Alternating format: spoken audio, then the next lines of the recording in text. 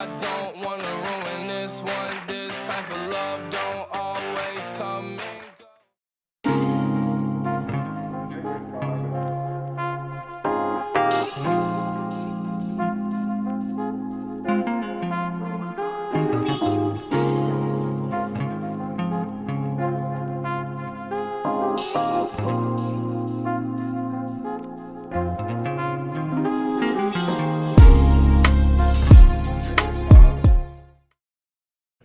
Yo, what is up, guys? Welcome back to episode 2 of I Don't Know Vlogs. My name is Ty. I'm Rayhan. And I'm Azam.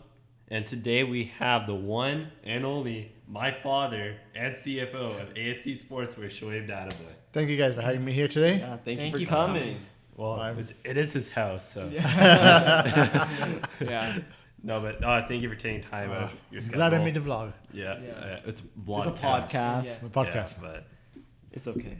Thank you. so it's our understanding that you guys are the largest vertically integrated manufacturer for T-shirts and apparel in the United States, correct? That's correct. In Southern California, we are the largest vertical mill left in the U.S. So what led to you guys becoming the largest vertically integrated company? Let's start straight from the beginning. What was your childhood like? My childhood, I was born in London, England, and my dad moved here around 1980.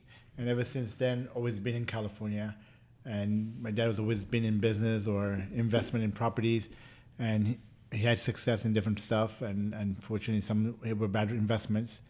And 1994, he started the T-shirt business. And ever since then, I mean, God blessing, I mean, we've always been a successful company. Wow, that's more than 26 years you guys Yeah. been in business. Yeah, That's just, crazy. just celebrated 25th anniversary last year.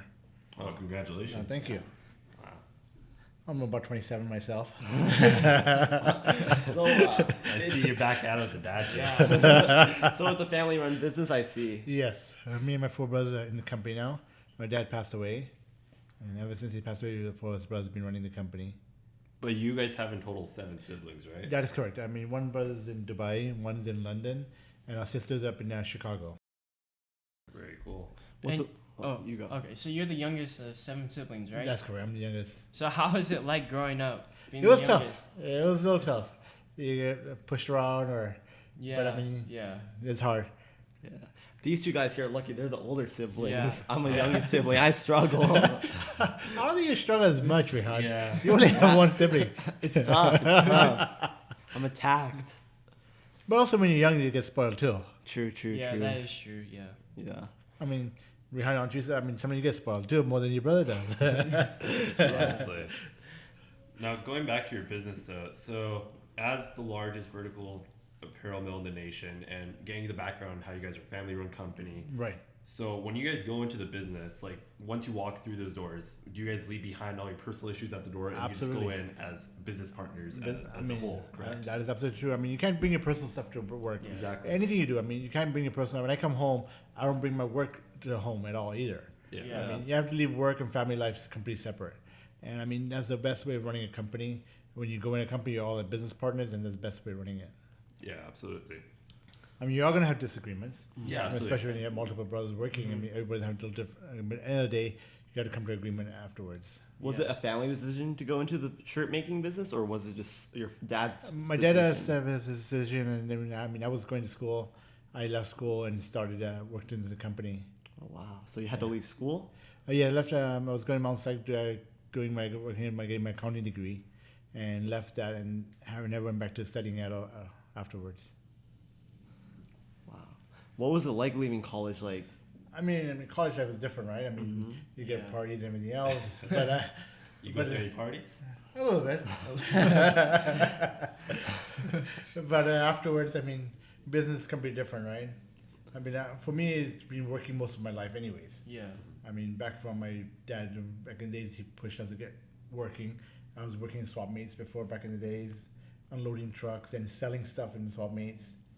I mean, you want to work hard and become somebody at the end of the day. Absolutely. Yeah. can you? How old were you when you started working at a swap meet? When I started working, was around 13. Wow, that's 13. really young. Yeah, How was your experience there? Was it pretty tough? it was. I mean, in the beginning, I was 13-year-old unloading trucks, loading trucks. Yeah. It was never easy, Yeah. and especially we wake up early in the morning, 4 in the Mhm. morning. Oh. Yeah, that's crazy. Imagine us two But working yeah. at a swap meet. I can't even wake up for school. We can definitely try that one day. Yeah, maybe we should try it. How about that? It would But don't definitely you be think- fun. Don't you think that, like my grandfather and your dad, that he built that work ethic into you guys at a young age? Absolutely, I mean- and that's what he prioritized for you guys. Yeah, I mean, he did.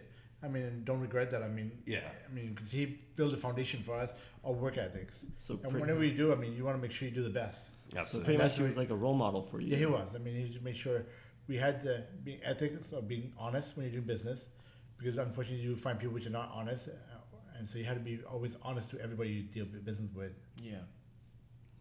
100%. Are people that are dishonest, do they ever succeed in business, you think, or will they eventually fail? I've come across quite a few people which have been dishonest in business. Unfortunately, their business always fails, Yeah. and they always fail, and they come back afterwards.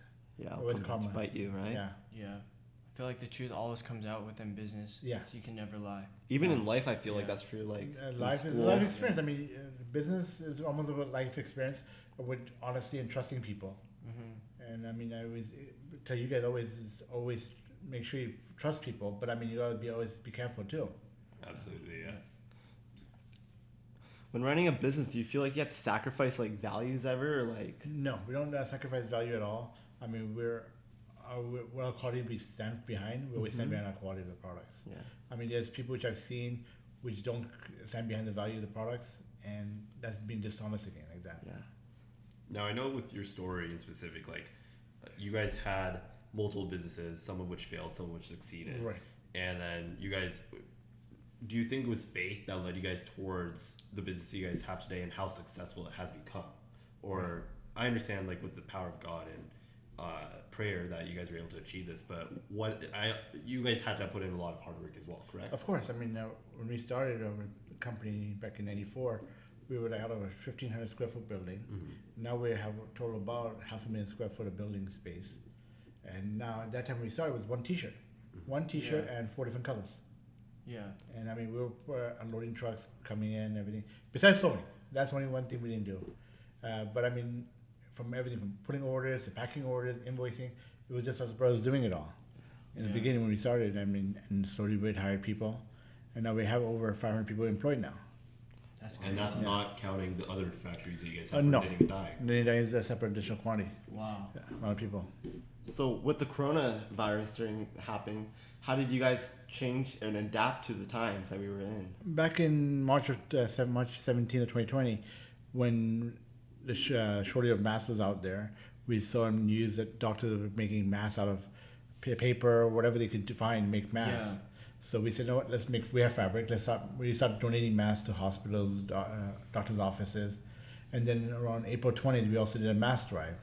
We hand out to local people about 35,000 masks in one day. Wow. Yeah. Yeah. I know I have some of your mask and tie masks. Yeah, we love those masks. Guys, better protect yourself. Yeah. Always. For sure. The cases are actually rising. Yeah. Yeah, it's going up right now. Yeah. It's definitely going up right now. I mean, Yeah. especially in Orange County, Anaheim, I Yeah. was looking at reports. Exactly. And then even LA, like Carson, Gardena, cases are going back up right now. Yeah. I mean, people don't understand. I mean, yes, we had a little break, but it's coming back again. Mm-hmm.